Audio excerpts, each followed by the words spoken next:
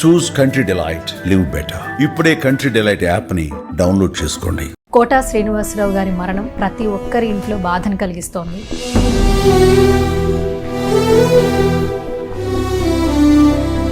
Quota Srinivasarao అనగానే వెంటనే వినిపించేది బాబు మోహన్ గారి పేరే.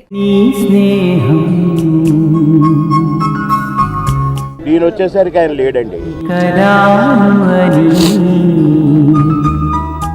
ఒక్కరై రావడం, ఒక్కరై పోవడం, నడుమ ఈ నాటకం విధిలీల అంటారు. అంతే మరి నాటకమే. నిన్న నాతో మాట్లాడి నిన్న సాయంత్రం అనుకోండి చీకటైంది, తెల్లవారేసరికి లేడుగా. అప్పటి తరం హీరోల నుంచి ఇప్పటి తరం హీరోల వరకు వాళ్ళ యొక్క క్షణాన్ని ఆయనతో మరొకసారి నెమరు వేసుకునే ప్రయత్నం చేశారు. మీ ఇద్దరికి చాలా కోయిన్సిడెంట్స్ ఉన్నాయి సార్. ఇద్దరు కొడుకుల్ని పోగొట్టుకున్నారు సార్. మీకు అన్నం ముద్దలు తినిపించి నోట్లో పెట్టేవాళ్ళంట, నిజమేనా? రారా రారా వాళ్ళకి ఒక ప్లేట్ ఎందుకు కదా, ఎందులో తిన్నారా అనేవాడు, తినిపించి.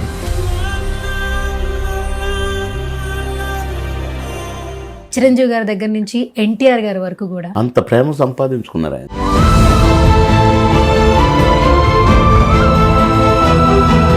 ఒక మనిషి పుట్టినప్పటి నుంచి చచ్చే వరకు నవ్వించడం అనేది నార్మల్ విషయం కాదు. నేను ఎప్పుడు చెప్తుంటాను, భగవంతుడు ఈ జన్మ ఆ కళ.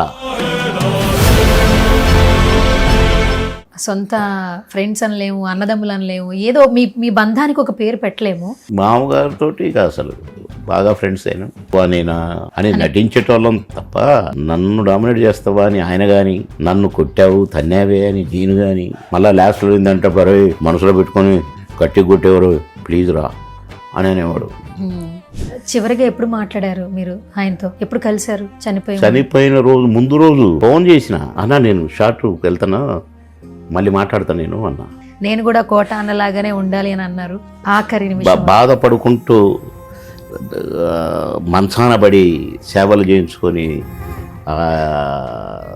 అందరితో తిట్టుబడి వీడు ఇంకెప్పుడు చేస్తాడరా అనేదాకా మాత్రం నన్ను బ్రతకనీయముడు. మా కోట నెట్టయితే పడుకొని టప్పుకొని వెళ్ళిపోయాడు. ఆగిపోయేనా త్యాగం కదా. హాయ్ హలో నమస్తే, this is Suvarna, welcome to Suman TV. గత కొన్ని రోజుల నుంచి ప్రతి ఒక్కరిని ఒక అంశం కలిచివేస్తోంది. సినిమా ఇండస్ట్రీనే కాదు, యావత్ ప్రపంచాన్ని కూడా. కోటా శ్రీనివాసరావు గారి మరణం ప్రతి ఒక్కరి ఇంట్లో బాధను కలిగిస్తోంది. కోటా శ్రీనివాసరావు అనగానే వెంటనే వినిపించేది బాబు మోహన్ గారి పేరే. ఒక్కరి పేరు కాదు, ఇద్దరి పేర్లు వినిపిస్తూ ఉంటాయి. ఇండస్ట్రీలో వారిద్దరి జర్నీ ఒక్క మాటతో చెప్పేది కాదు. ఆయనతో ఉన్నటువంటి అనుబంధాన్ని మరొకసారి మనతో గుర్తు చేసుకోవడానికి బాబు మోహన్ గారు ఉన్నారు. ఒకసారి మాట్లాడదు. నమస్కారం అంకిల్. ఇలా కలవడం కొంచెం కష్టంగానే ఉంది, కానీ అలాంటి మహోన్నత వ్యక్తిని, సినిమా ఇండస్ట్రీకి ఎన్నో సక్సెస్లు అందించిన ఒక వ్యక్తిని స్మరించుకుంటూ, గుర్తు చేసుకుంటూ, మాలాంటి జనరేషన్స్ కూడా ఆయన విలువ తెలుసుకునే ప్రయత్నం చేసే దిశగా ఈరోజు మళ్ళీ మిమ్మల్ని కలుసుకున్నాను. ఫస్ట్ ఆఫ్ ఆల్, కోటా గారు లేరు అనే వార్త ప్రతి ఒక్కరిని కలిచివేస్తోంది. నమ్మబుద్ధి కూడా కావట్లేదు. వస్తుందే కల వచ్చి ఉంటుంది అనుకుంటున్నా నేనైతే. అట్టెట్లా మాట్లాడుకున్నాం, నిన్నే మాట్లాడుకున్నాం కదా, తెల్లవారేసరికి ఎట్లా చనిపోతారు, ఎట్లా ఏదో రకరకాలుగా కళ్ళతో చూసినా కూడా నాకే నమ్మశక్యంగా లేదు. ఆయన్ని ప్రేమించే వాళ్ళు లక్షల్లో కోట్లలో ఉంటారు కదా, మొత్తం అన్ని దేశాల్లో ఉన్న తెలుగు వాళ్ళు. పక్క రాష్ట్రం అన్న నేటు పక్క రాష్ట్రమే, విజయవాడ దగ్గర ఒక విలేజ్. అసలు ఆయన లేరు అని విన్నప్పుడు చాలా మందికి ఆయనకేమైంది అని తెలుసుకోవాలని ఒక చిన్న సందేహం కలిగింది. తరువాత ఒక్కొక్కరిగా అప్పటి తరం హీరోల నుంచి ఇప్పటి తరం హీరోల వరకు ఆయన్ని చూడడానికి వచ్చారు. అది ఇంకా చాలామందిని ఉత్తేజపరిచింది. ఎందుకంటే అప్పటి యాక్టర్ని గుర్తు చేసుకుంటూ వాళ్ళ యొక్క క్షణాన్ని ఆయనతో మరొకసారి నెమరు వేసుకునే ప్రయత్నం చేశారు. చిరంజీవి గారి దగ్గర నుంచి ఎన్టీఆర్ గారి వరకు కూడా. మీరేం చెప్తారు సార్? అంత ప్రేమ సంపాదించుకున్నారు ఆయన నటుడుగా. అది ఆ ప్రేమ అంతమంది వచ్చారని అంటే ఆయన కొరకు కాదు, ఆయన నటనని మర్చిపోలేని జన్మ ఇచ్చాడు భగవంతుడు ఆయనకి. అందుకని ఇక రాని వాళ్ళు ఎంతమంది ఫోన్లో నాకు ఎంతమంది ఏడుస్తున్నారు నాకు ఫోన్ చేసి, సార్ మీరు గుండె పగలకండి సార్, సార్ మీరు ధైర్యంగా ఉండాలి సార్, మీ హెల్త్ జాగ్రత్త సార్ అని ఏడుస్తున్నారు. ఎన్నో ఫోన్లు నాకు. అబ్బాబాబా.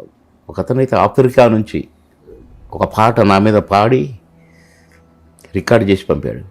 అంటే కోట మీద నా మీద మీ ఇద్దరం అన్ని ఫోటోలు, ప్రతి ఓడికి ఒక ఫోటో. ఆయన ఓపిక అసలు మెచ్చుకోవాలి. అది మా అదృష్టం. భగవంతుడు మాకు ఇచ్చిన ఈ జన్మ ఒక వరం మాకు. అదిగాక మేమిద్దరం మళ్ళా కలుసుకోవటం, మేమిద్దరం కలిసి చేయటం, అలా ఒక అన్న బంధంలాగా. ఇద్దరం ఆర్టిస్టులమే అయినా అది సరదాగా కాంబినేషన్ వేసేది పోయి రిలేషన్ కిందికి మారింది. ఎరా ఎక్కడున్నో వారం అయింది ఒకసారి రారా అని ఆయన అనుకునేది. నేను కూడా అరే చూడలేకపోయినా ఒకసారి పేరు రావాలని నేను అనుకునేవాడిని. అట్లా మా బంధం బ్రేక్ అయింది. కొంచెం బాధగా ఉంటుంది.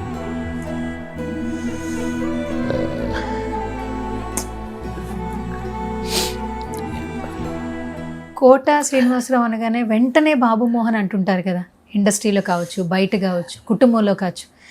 ఒక తల్లి కుటుంబంలో కూడా అందరూ అంటుంటారు, ఒక తల్లికి పుట్టిన బిడ్డలే ఈ రోజుల్లో కలిసి ఉంటున్నారో లేదో గ్యారంటీ లేదు. మనం చూస్తున్నాం చాలా బంధాలని, బంధుత్వాలని.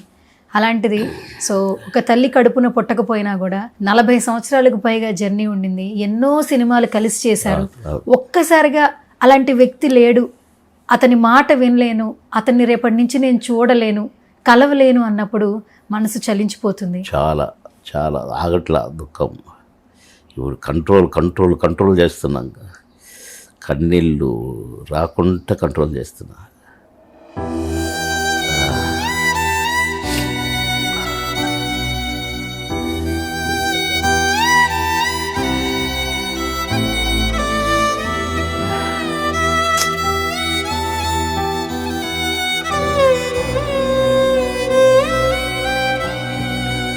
ఒక మాట అంటుంటారు కదా సార్, ఇప్పుడు ఒక్కరై రావడం, ఒక్కరై పోవడం, నడుమ ఈ నాటకం విధిలీల అంటారు. అంతే మరి, నాటకమే. నిన్న నాతో మాట్లాడి నిన్న సాయంత్రం అనుకోండి చీకటి అయింది, తెల్లవారేసరికి లేడుగా. నాటకం కాదు మరి. కానీ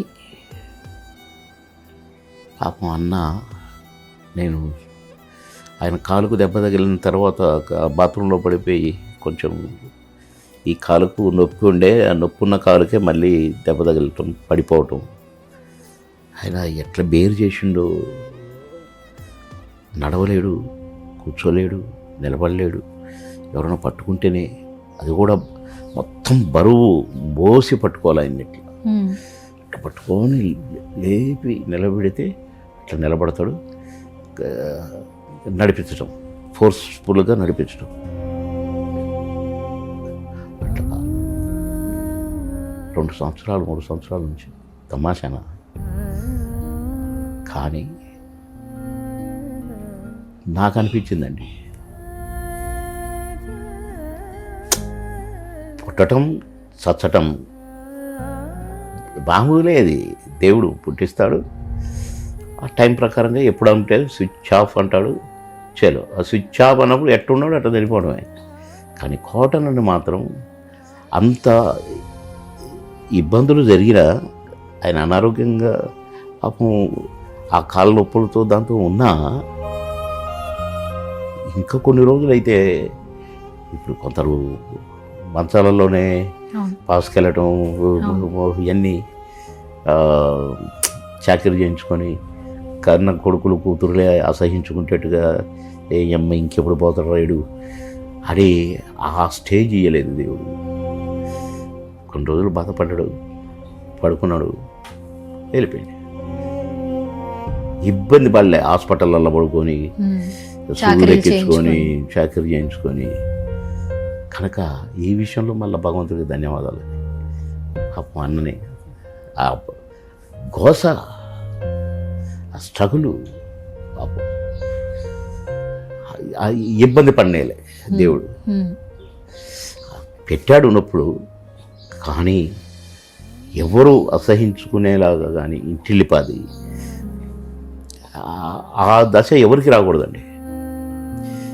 కొడుకులు కూతుర్లతో చాకరీ చేయించుకొని అసహించుకొని చేదరించుకొని ఆ రోజు మాత్రం నేనైతే భగవంతుని కోరుకుంటాను. నాకు అలాంటి రోజు వద్దు దేవుడా, వద్దు కోటన్నట్లయితే పడుకుని టక్కున చెలవు అన్నాడు.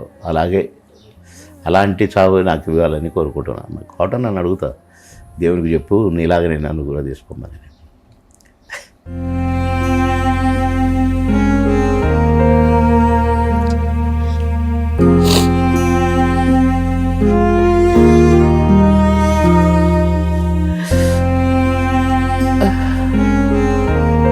సార్ మీకు అన్నం ముద్దలు తినిపించి నోట్లో పెట్టేవాళ్ళంట, నిజమేనా? అవును. సెట్లో కూడా ఇంటి నుంచి క్యారియర్ రాగానే ఇంటి నుంచి వచ్చిన షూటింగ్ ఫుడ్ అయినా రా వాళ్ళకి ఒక ప్లేట్ ఎందుకుదా ఎందులో తిన్నారా అనేవాడు. ముద్దలు కలిపి చేతిలో పెట్టి తినిపించి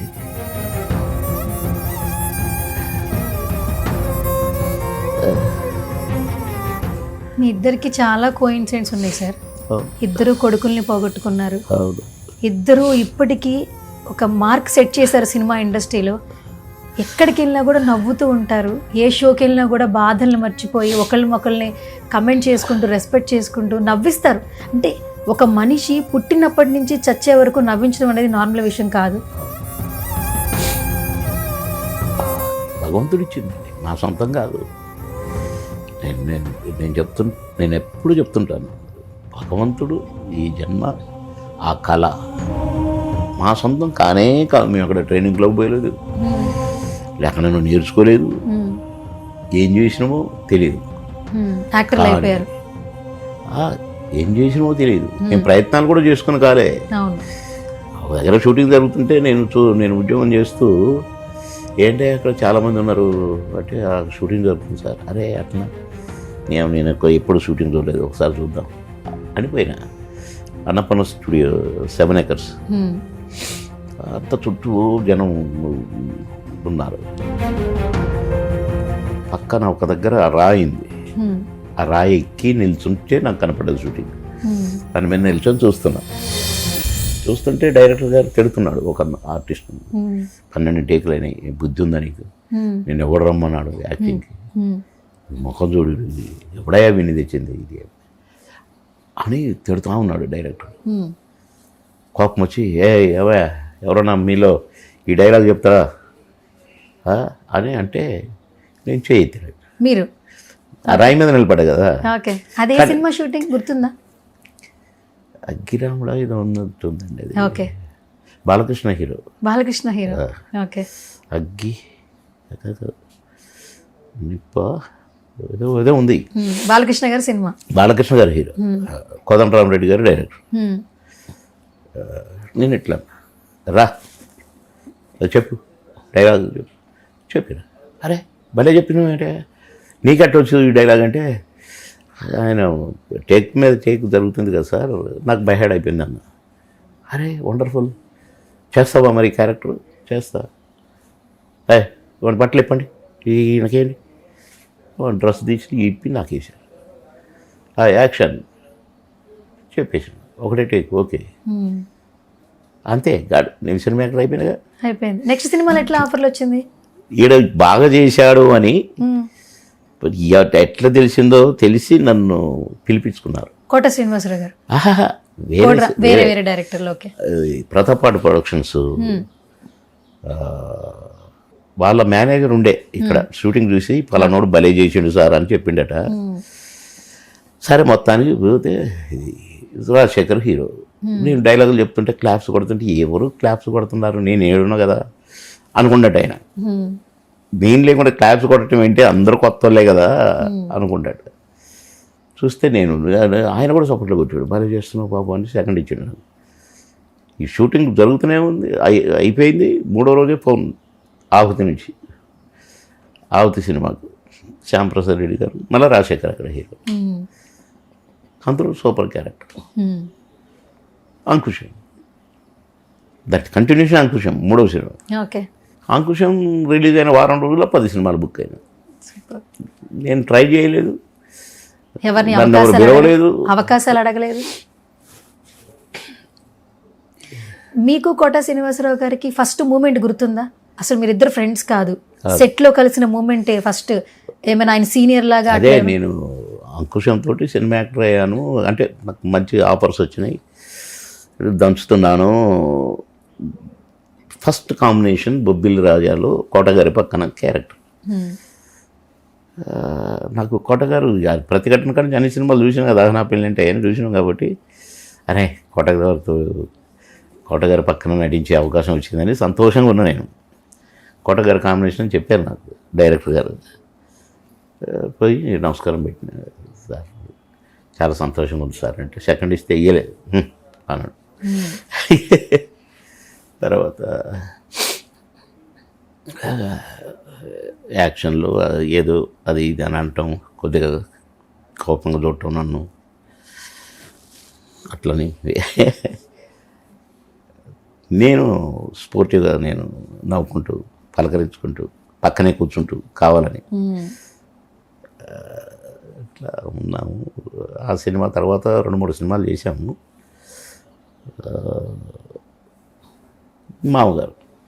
మామగారితో ఇక అసలు బాగా ఫ్రెండ్స్ అయినా. మాకెక్కడ నువ్వా నేనా అని నటించేటోళ్ళం తప్ప నన్ను డామినేట్ చేస్తావా అని ఆయన కానీ, నన్ను కొట్టావు తన్నావే అని నేను కానీ, మళ్ళీ లాస్ట్లో ఏంటంటప్పుడు అరే మనసులో పెట్టుకొని గట్టి కొట్టేవారు ప్లీజ్ రా అని అనేవాడు. అదే అందుకే జాగ్రత్తగా టైమింగ్ చూసుకో అని నేననేది. మళ్ళీ చూసుకుంటాం లేవో అది ఆయన అనేది. నేను కొట్టే ఎప్పుడన్నా కపకన్నా కొంచెం అట్లా తగిలింది అనుకో, చూసావా సరే మిస్టేక్ జరిగింది వద్దురా అనేవాడు. లేదు చూపిస్తాను నేను అనేది. అట్లా చాలా సందర్భాలండి. మహానుభావుడు. ఇంత ఆత్మీయులు అయిపోయారు కదా, ఇప్పుడు సొంత ఫ్రెండ్స్ అనలేము, అన్నదమ్ములు అనలేము, ఏదో మీ బంధానికి ఒక పేరు పెట్టలేము. ఇంత ఆత్మీయులైనప్పుడు అరే ఇది చేస్తే బాగుంటుందిరా, నువ్వు అది కొనుక్కుంటే బాగుంటుందిరా అని చెప్పుకుంటూ ఉంటారు కదా. అంటే ఈవెన్ ఇన్వెస్ట్మెంట్స్ గురించి కావచ్చు, పర్సనల్ విషయాల గురించి ఉన్నాయి, అవి కూడా ఉన్నాయి. ఏం చెప్తుంటారు ఎక్కువగా మీకు సజెషన్స్ కోట శ్రీనివాసరావు గారు? ఇప్పుడు ఆయన ఉన్న ఇల్లు నేను అడ్వాన్స్ ఇచ్చిన. అది రాజుబాబు గారి తమ్ముడు చిట్టిబాబుది ఆ స్థలం, ఆ ఇల్లు. చిట్టిబాబు ఇక్కడ అమ్ముకొని కుక్కడపల్లిలో వాళ్ళ అక్క వాళ్ళు నేను ఉంటారు అక్కడ కొనుక్కున్నాడు ఒక ఇల్లు. ఇది అమ్మేసిపోయిండు. అప్పుడు నేను అన్న నువ్వు తీసుకోవా, నువ్వు రాజుబాబు అన్న అంటే నీకు ఇష్టం కదా అని అంటే, సరే తమ్ముడు అంటే పెద్ద నేను కొనుక్కోవాలని తీసుకోలేదు, అడ్వాన్స్ ఇవ్వలేదు. ఆడు అడిగిండు కదా నువ్వు తీసుకో అన్నా ప్లీజ్ అని అంటే సరే అన్న. ఆ మరుసటి రోజు కాదు 5 రోజుల తర్వాత ఎరా ఏంటి అదేదో ఇల్లుకు అడ్వాన్స్ ఇచ్చేటప్పుడు ఇల్లు కొంటున్నావు నువ్వు అన్నాడు. ఆయన ఎప్పుడు అంతే సెటైర్లు వేస్తాడు. అవును అనుకుంటారేమో అట్లా ఏమి ఉండదు. అయితే అవునన్నా మాకు ఇవ్వచ్చు కదా నువ్వే కొంటావా అన్నాడు. తీసుకో అన్నా. నిజంగా చెప్తున్నావు చెప్పు. నిజంగానే అంటున్నా తీసుకో అని నేను చిట్టిబాబుని పిలిచి, నా అడ్వాన్స్ కూడా నాకు అక్కర్లేదు, ఆ అడ్వాన్స్ కోటన్న పేరు రాసుకో, కోటన్నకి ఇచ్చేసేయి అన్న. నేను అడ్వాన్స్ రిటర్న్ తీసుకోలేదు. అంటే నేను కోటన్న ఇల్లు కొనడానికి నేను అడ్వాన్స్ ఇచ్చినట్టు లెక్క. సరే ఆయనకు ఊరుకోండి అయిపోయింది. నేను పక్కన ఇంకొక ఇల్లు వస్తే అది తీసుకున్నాను. నేను తీసుకుంటుంటే ఏమన్నాడో తెలుసు, అంటే అది మొదలుపెట్టి ఆగిపోయింది. ఆయనకు యాక్సిడెంట్ అయ్యి ఆ ప్రొడ్యూసర్ అది ఆగిపోతే రే పెద్దగా కట్టి అక్కడ ఎదురో చిన్నగా నాకు ఎంత చిన్నగా ఉందో అట్లనే చిన్నగా కట్టుకోవాలరా ఇల్లు, పెద్దగా కడతారా కొంతమంది, వద్దురా నువ్వు అట్టాడి పని చేయబాకు, అర్థమైంది కదా అంటే సరేలేవయ్యా కడతాము అంటే ఇక అప్పటికి బాగా క్లోజ్ అయిపోయినాం. కడతాం ఇట్ట చూడాలి నువ్వు, ఆ రేంజ్లో కడతా. అంతేగాని నాలాగా చిన్నది కట్టుకోరా, మేము చిన్నవి కట్టుకుంటే కాదు. ఎంత నేర్పుతున్నావే, చాలేవా కట్టినప్పుడు చూస్తాము అని. మళ్ళీ నా కొడకరే నువ్వు కట్టినా కడతారు అన్నాడు. అన్నాడు కదా. సరే అది 2-3 years దాకా నేను అక్కడ వర్క్ మొదలు పెట్టలేదు, కొని అట్లా ఉంచిన. ఎక్కడ కలిసినా కూడా అనేవాడు, ఎరా ఎప్పుడు కడుతున్నావు, చిన్నది వేసుకోరా, ఎందుకు కట్టేసి అనేవాడు. కడతా అనేవాడిని నేను. 3వ ఫ్లోర్ స్లాబ్ జరుగుతుంది ఇప్పుడు. అప్పుడు నేను ముందు కొన్నాను, అది గ్రౌండ్లోనే బేస్మెంట్లోనే ఆగిపోయింది. సెల్లార్ వేశారు, ఆగిపోయింది. నేను కింద నుంచి ఫస్ట్ ఫ్లోర్ నుంచి 2nd floor 3rd floor వేస్తున్నాను. పైన వర్షం వచ్చేటట్టు ఉంది, స్లాబ్ పడుతుంది 3rd floor. నేను రామనాయుడు స్టూడియోలోనే షూటింగ్ ఇక్కడ ఫిలిం నగర్లో. వాడి నుంచి వచ్చి పైన నిల్చున్నా, గొడుగేసుకొని నిల్చొని, ఆహా జాగ్రత్త చేయండి, తొందరగా కానివ్వండి అంటుంటే కోట పక్కనే కదా ఇల్లు, మధ్యలో రోడ్డు, అవతల కోట ఇల్లు. ఎరా స్లాబా? అవును, 3వ floor. నేను నా కొడక కట్టనన్నావు, కడతామన్నా, ఇదో కడుతుందా, వస్తా నాకు అని అంటే టక్కున వెళ్ళిపోయాడు లోపలికి. అంటే నేను అన్నా కదా, నువ్వు ఇట్ట చూడాలి నన్ను, నేను నిన్ను ఇట్ట చూడాలి, ఆ రేంజ్లో కడతా అన్నాను కదా. సరదాకి ఏడిపేయడానికి నేను అట్లా ఏడిపిస్తే సావులే పోయి అని అలిగేటోడు. నిజంగా అన్నట్టుగానే చేసిన నేను ఆ పని. తర్వాత ఎన్నిసార్లు నవ్వుకున్నానో నేను భలేగా ఏడిపించిన కోటలేదని. నేను ఏడిపిస్తే దాన్ని ఏమనేటోడు కాదు పాపం, అట్లా సంతోషపడేవాడు. అదొకటి మరపురాని సంఘటన. అదొకటి నాకు గన్మెన్ కానీ ఉంటే ఈర్ష్యపడేటోడు. ఏట్రా గన్మెన్ లేకుంటే రాలేవా, గన్మెన్లు ఒకటి అని నన్ను ఎగతాళి చేసేవాడు, తిట్టేవాడు. షోకులు గన్మెన్లు అది ఏంటి అనేది. సరే నేను ఏమనేటాను కాదు. నేను 2వసారి ఎమ్మెల్యే అయినా, ఈయన కూడా ఎమ్మెల్యే అయ్యిండు. ఇక మధ్యలో చాలా అవుతుందిలే. అసెంబ్లీ ఎమ్మెల్యే, ఆయన ఎమ్మెల్యే. కూర్చునేది, అరే బాబు మన అప్పుడప్పుడు వచ్చేవాడు అనమాట. నేనేమో ఆబ్సెంట్ ఉండేది కాదు నాకు అసెంబ్లీకి. 2వసారి ఎమ్మెల్యే. అందులో నేను మామూలుగా రారా అంటే పోయి పక్కన కూర్చునేది. 3 నెలలలోపు మినిస్టర్ అయినా.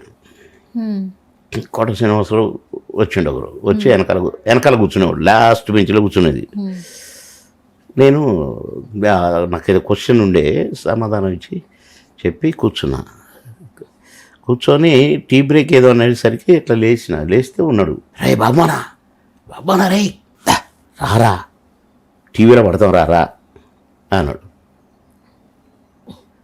మినిస్టర్, ఎమ్మెల్యే, సారీ నేను ఇక్కడే కూర్చోవాలా, నువ్వు అక్కడే కూర్చోవాలి అంటే ఇక ఎమ్మెల్యేలు అందరూ గొల్లున నవ్వారు. అదే లాస్ట్. ఇక తర్వాత ఆయన అసెంబ్లీకి రాలేదు. నా కొడుకు మినిస్టర్ అయిపోయానే అని.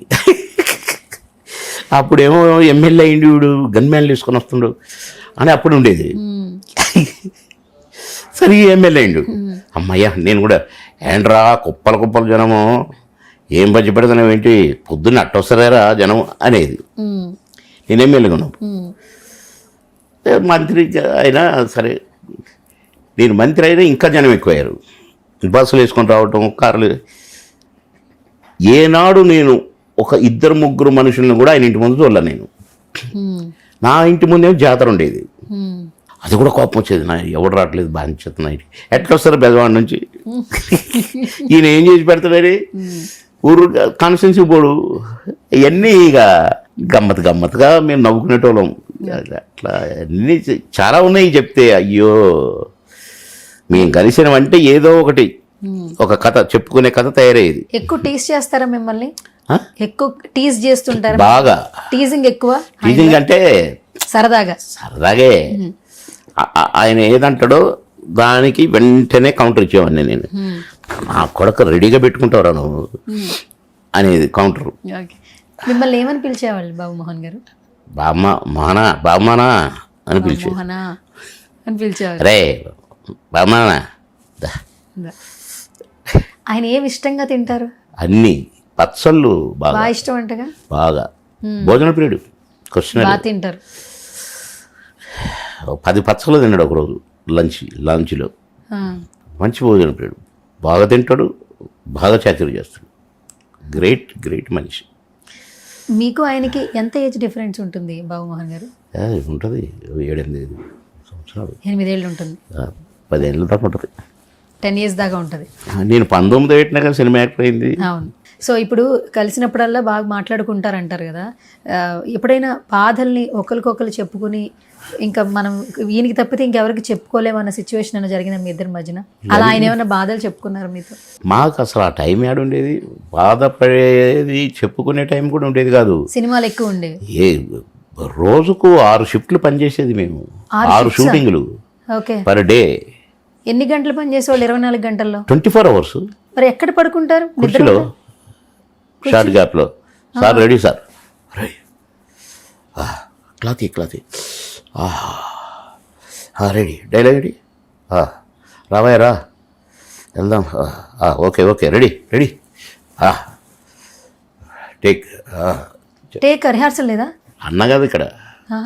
రావాయ రా, అదేనా డైలాగ్, అదే కదా. ఓకే సరే, రైట్, రెడీ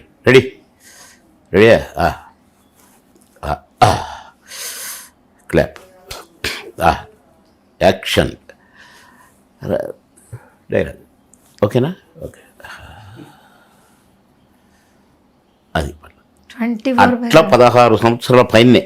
16 సంవత్సరాల పైనే. Round the clock. ఎప్పుడన్నా ఒక రాత్రి క్యాన్సిల్ అయితే పడుకునేది కదా. సరదాగా ఎక్కడికైనా వెళ్ళేవాళ్ళ? ఇంకెక్కడ సరదా, పడుకోవడమే, ఇంకా ఖాళీ దొరికితే. అంతే కదా, రెస్ట్ లేదు కాబట్టి. రెస్ట్ ఇది. మళ్ళీ దీంట్లోనే పాటలే, డ్యాన్స్లే, అవును, ఫైటింగ్లే. మేమెప్పుడు ఏంటి ఏంది షూటింగ్లు చేయటం, నిద్ర లేకుండా. నాకు ఒకసారి మెడ్రాస్ అయ్యి వచ్చింది, దాసర్ గారి షూటింగ్. నేను 2 కళ్ళు వాసిపోయి ఇంత లావు అయినాయి కళ్ళు, గుడ్లు. నేను అట్లనే చేస్తాను.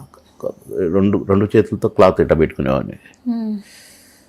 అట్లా తీసి రెడీ సార్, ఈ ముక్కలుగానే కూర్చుకుంటుపోయి, దాసర్ గారు నేను చేయలేనురా, కట్ చేయలేనురా. నేను ఏంటిరా అరే కండు పోతాయిరా, అట్లా పెట్టుకొని ఎట్లా చేయబుద్ధి అవుతుందిరా నీకు? నేను చేయలేనురా, ప్యాకప్ చెప్పేస్తారా, తర్వాత చేసుకుందాం. గురుగారు దండం పెడతా, నాకు 3 నెలల దాకా కాళ్ళు ఎక్కడ లేదు సార్, ప్లీజ్ సార్.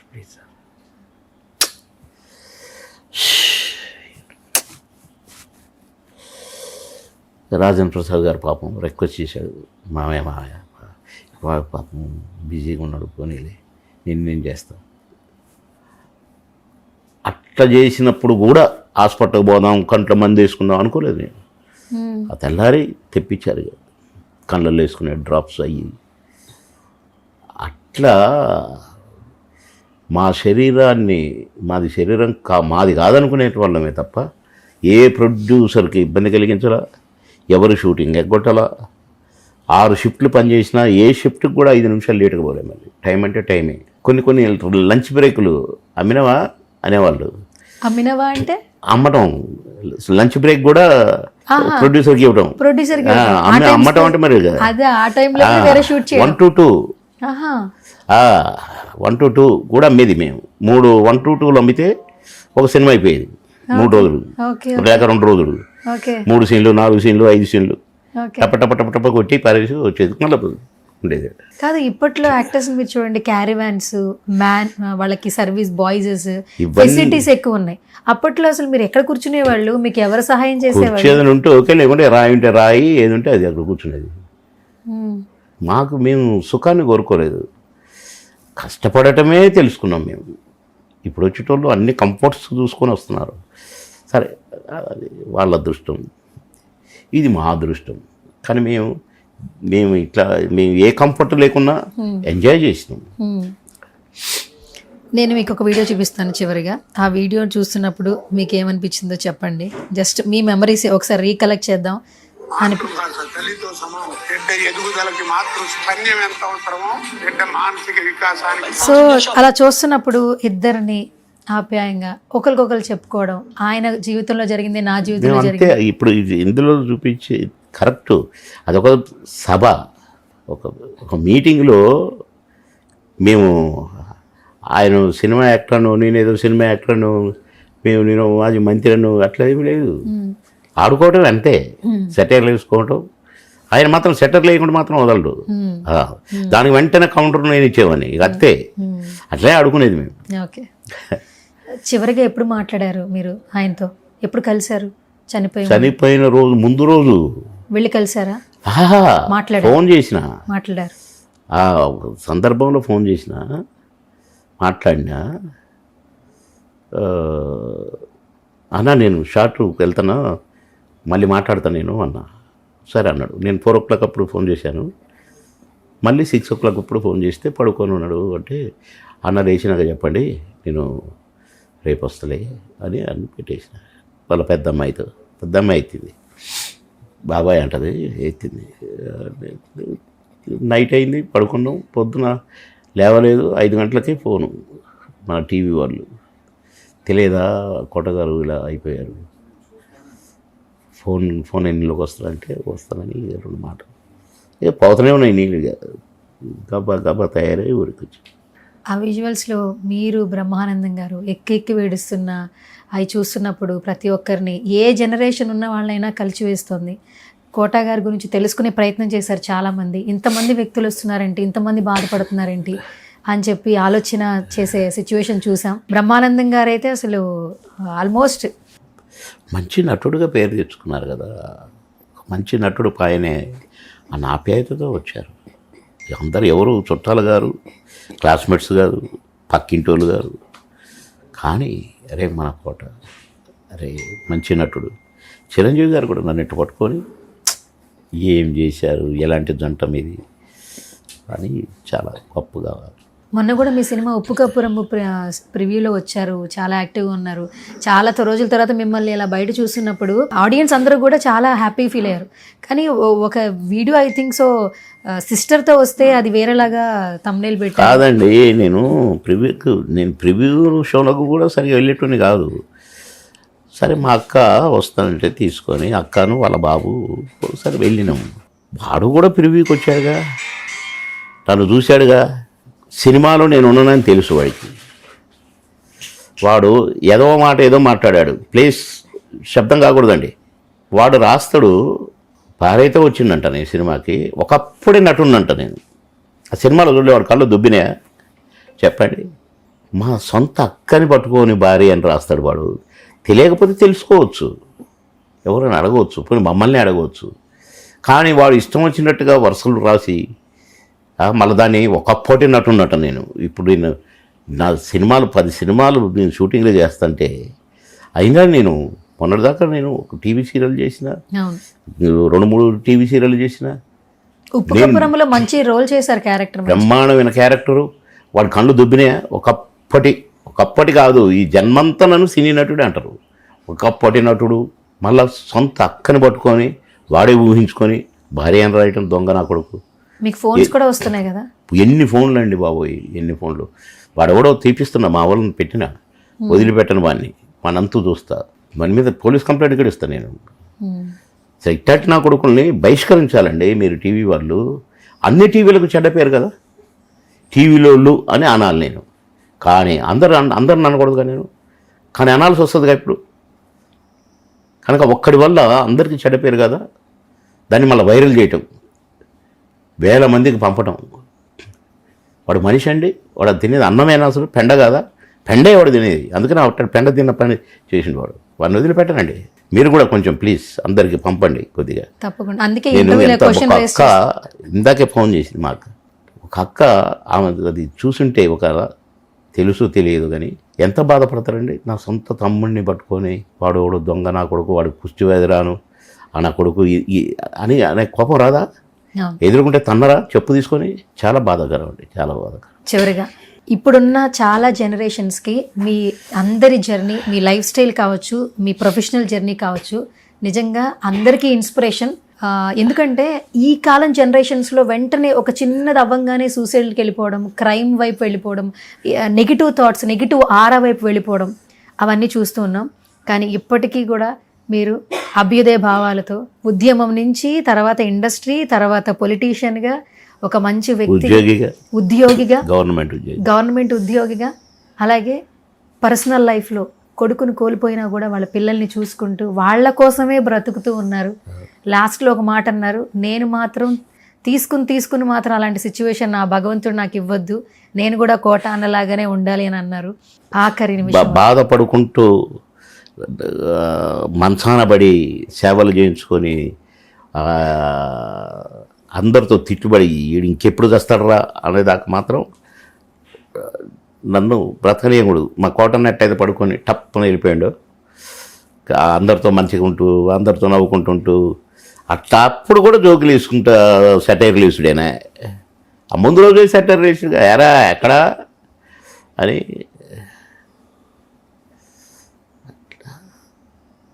దేవుని సృష్టి అంతే. మీరు కూడా ఆరోగ్యంగా ఉండాలని మనస్ఫూర్తిగా కోరుకుంటాం. ఈ టైంలో కూడా మీరు ఆయనతో ఉన్నటువంటి అనుబంధాన్ని మేము అడగంగానే ప్రతి ఒక్కళ్ళకి అవకాశాన్ని ఇస్తున్నారు, నాలాంటి వాళ్ళకి కలిసే ఛాన్స్ కూడా ఇస్తున్నారు. సో ధన్యవాదాలు, ఆరోగ్యంగా ఉండండి, ఎంతోమందికి ఇన్స్పిరేషన్గా ఉండాలని కోరుకుంటున్నాను. Thank you thank you so much. Very happy.